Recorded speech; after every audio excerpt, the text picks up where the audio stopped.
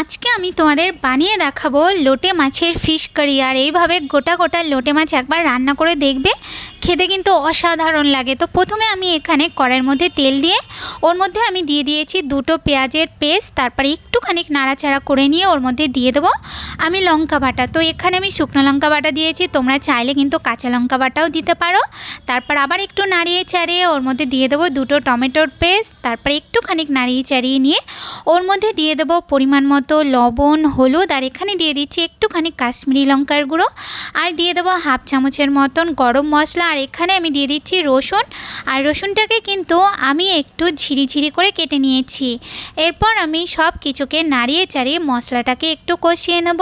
মশলাটার থেকে যখন তেল ছাড়া শুরু করবে তখন আমি গোটা গোটা লোটে মাছগুলোকে এভাবে মশলার মধ্যে দিয়ে ভালো করে একটু নাড়িয়ে চাড়িয়ে নেব।